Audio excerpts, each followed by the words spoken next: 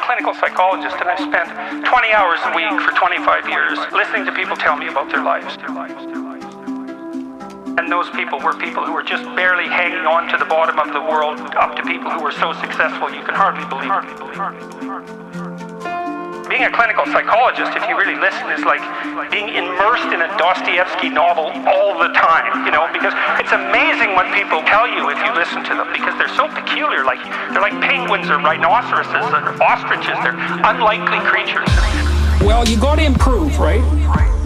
And you might think, well, I'm a real fixer-upper and I'm really embarrassed about that because there's 50 things wrong with me, and look at that guy, and so now I feel all terrible because of the comparison and all of that.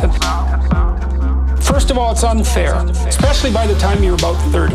Your life has become quite idiosyncratic. Let's say your life has 8 dimensions: family, friends, intimate relationships.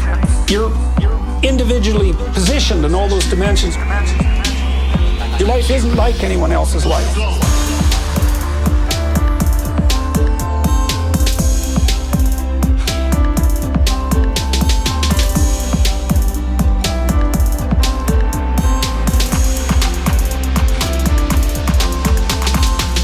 So you see someone who's doing better than you, it's like you're only seeing one dimension at one slice of time. So it's not reasonable. You don't have the whole picture.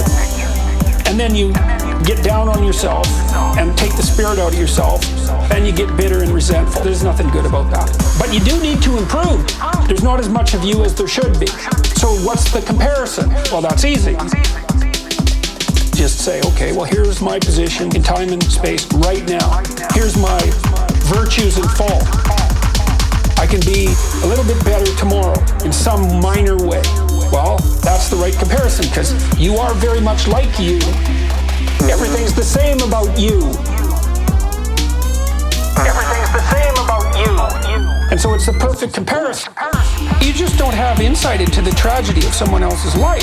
You might think, well, he's rich and successful. It's like, yeah, but you just don't know. You don't know what his relationship is with his wife or his children. You don't know that he's gone through 2 divorces and his daughter won't talk to him and one of his kids is schizophrenic. And the point is, you should be better than you are, but it's not because you're worse than other people. It's because you're not everything you should be. And so you got to pick the comparison right. And then that's also ennobling and instantly hopeful. There is absolutely no doubt that you can be slightly better tomorrow than you are today. There is definitely something that you can do today that will make you slightly better for the next day. Always. Okay. You're 85, you have Alzheimer's, you're done. Sometimes you're done. Most of the time you're not, and most of the time there's something within your grasp that you could put right. See, that's the fundamental issue. It's like life is tragic. It's full of suffering and it's full of malevolence. There's no doubt about that. And it's brutal. It's more brutal than you can even imagine in some ways, or willing to imagine. But there's something you could put right. And we don't know what would happen if you put everything you could right, if you put it right.